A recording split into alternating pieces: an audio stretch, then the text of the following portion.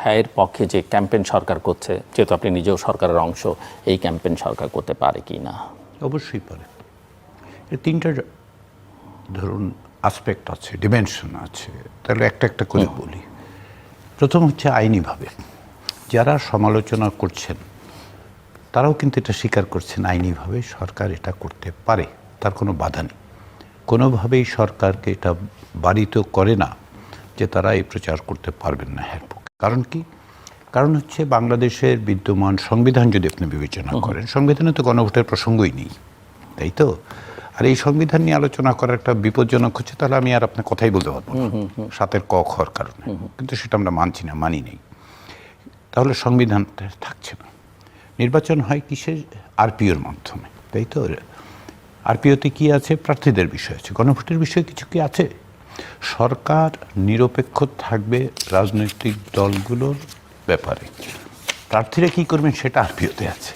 আচ্ছা, তাহলে আরপিওতে নেই, সংবিধানে নেই, তাহলে থাকছে মাঝখানে দুটো জিনিস। কি একটা, যেটা সেটা হচ্ছে যে জুলাই জাতীয় সনদ সংবিধান সংস্কার আদেশ ২০২৫, সেখানে কি এটাকে বারিত করা হয়েছে? না, এটা বারিত করা হয়নি। তাহলে ওই আদেশের অধীনে একটা অধ্যাদেশের মাধ্যমে গণভোট হচ্ছে, সেখানে কি বলা হয়েছে? না। তাহলে কোন আইন বলছে যে সরকার প্রচার করতে পারবে না হ্যাঁ পক্ষে? আমাকে শেষ করতে দিন।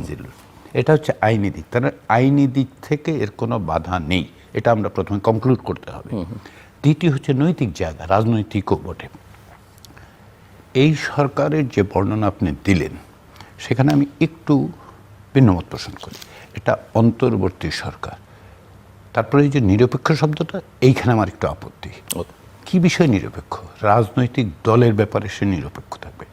কিন্তু এই সরকার প্রতিষ্ঠিত হয়েছে জুলাই জাতীয়ভাবে যে গণ অভ্যুত্থান হয়েছিল ২০২৪ সালের জুলাই অগাস্টের গণ অভ্যুত্থান, তাই তো?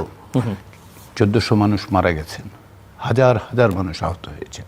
সবচেয়ে বড় জিনিস, গণ অভ্যুত্থানটা হলো কেন? হলো ১৬ বছর ধরে বাংলাদেশের রাষ্ট্র ব্যবস্থায়, বিদ্যমান সংবিধানের মধ্যে, আইনি ব্যবস্থায়, বিচার ব্যবস্থাকে ব্যবহার করে একটা ব্যক্তিতান্ত্রিক স্বৈরতন্ত্র প্রতিষ্ঠিত হয়েছিল, তাই তো? সেটার বিরুদ্ধে মানুষের গণ বিস্ফোরণ ঘটেছে। এবং কীভাবে হচ্ছে? আপনি যদি আবার সংবিধানে ফিরে যান, অনুচ্ছেদ ৭, পাবলিকের, পিপলের যেই সভরেন উইল, সেটার এক্সপ্রেশন।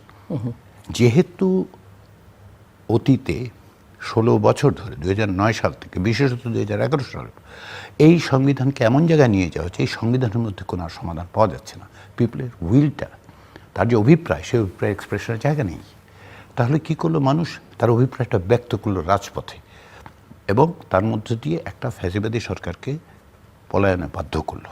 তাহলে নৈতিকভাবে এই সরকার প্রতিষ্ঠিত হয়েছে ওই যে গণ অভ্যুত্থান, ওই যে জনগণের অভিপ্রায়, সার্বভৌম অভিপ্রায় প্রকাশ। তো সেটা কি করবে? ওই অভিপ্রায় কি? ওই অভিপ্রায় হচ্ছে রাষ্ট্র সংস্কার করতে হবে। ৫৪ বছর ধরে আমরা এটা দেখেছি, ১৬ বছর ধরে আমরা এটার নিপীড়নের শিকার হয়েছি। তো এই সরকার কি করবে? বলবে যে এটা বদলাতে হবে। এখন সরকার বদলাতে পারে কি?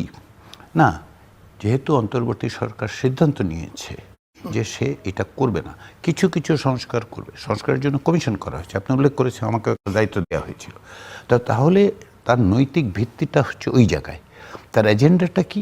এজেন্ডা তিনটা। প্রথম দিন থেকে কিন্তু অধ্যাপক মোহাম্মদ ইউনূসের নেতৃত্বাধীন সরকার বলছে আমার তিনটা এজেন্ডা। কি? সংস্কার, বিচার, নির্বাচন এবং নির্বাচন। তো নির্বাচন কি সরকার করে? আসলে নির্বাচন সরকার করে না, এটা স্বাধীন আপনার নির্বাচন কমিশন করবে। সরকার তাহলে কি করবে? সরকার অনুকূল পরিবেশ তৈরি করবে, আইন শৃঙ্খলা পরিস্থিতি বলুন, যেভাবেই হোক।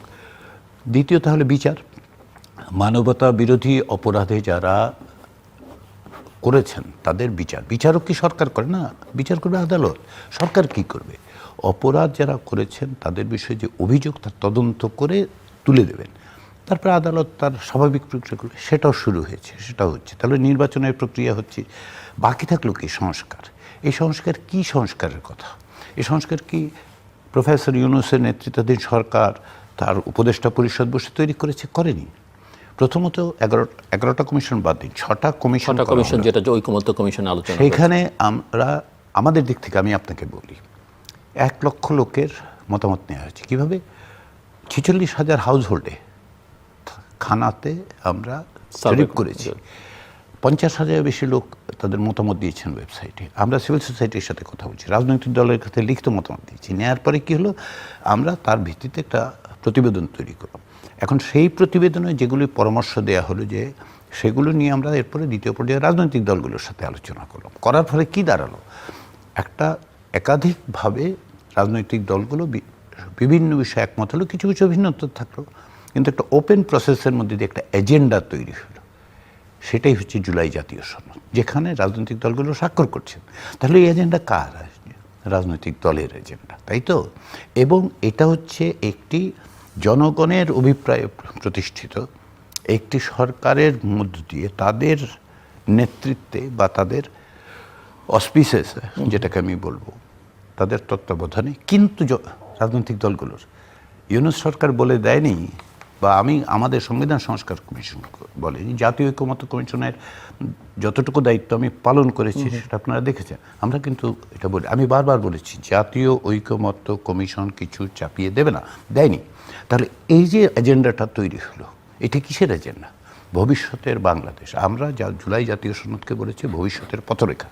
তো এটার এত কিছু করার পর সরকার বলবে যে আচ্ছা এটা আমি করলাম, এখন এটা আপনার যেখানে ইচ্ছে নিয়ে যান, এটা তো হতে পারে না। এটা তার নৈতিক দায়িত্ব। ওই দায়িত্ব হচ্ছে যারা প্রাণ দিয়েছেন তাদের জন্য দায়িত্ব, তারাই দায়িত্ব দিয়েছেন। তো সরকার সেটা পালন করবে না, রাজনৈতিকভাবে বিবেচনা করবে। শেষ কথাটা বলি, আন্তর্জাতিক অভিজ্ঞতা।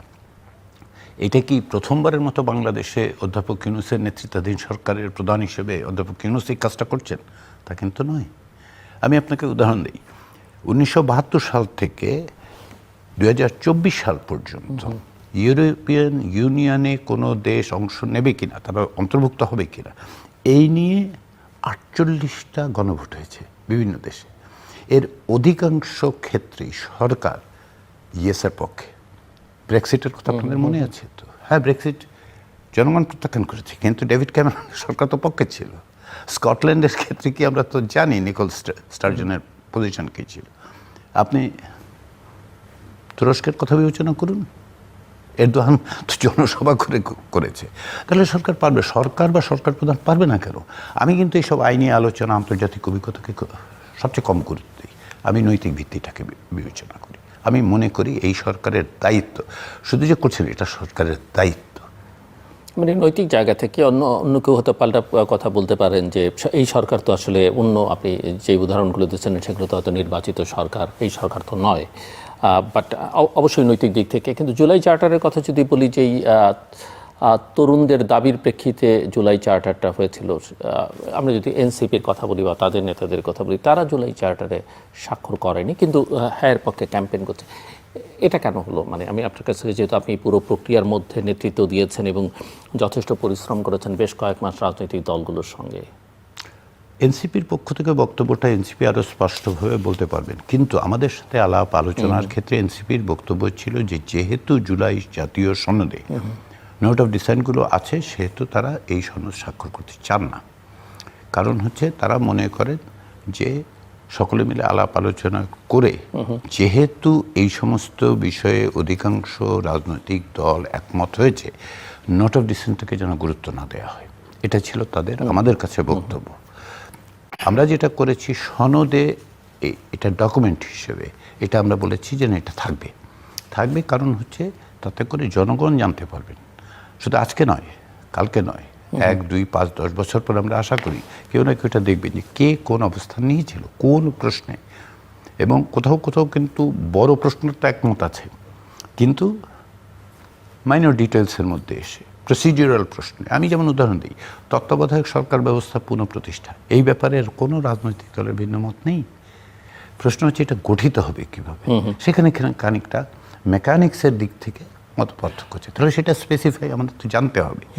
আমরা জনগণকে জানিয়েছি, এনসিপির পক্ষ থেকে এই বক্তব্য। কিন্তু এনসিপি মনে করে, আমি যতদূর বুঝতে পারি, যতদূর আমাদের আলোচনা, তারা হ্যার পক্ষে আছে। কী কারণে?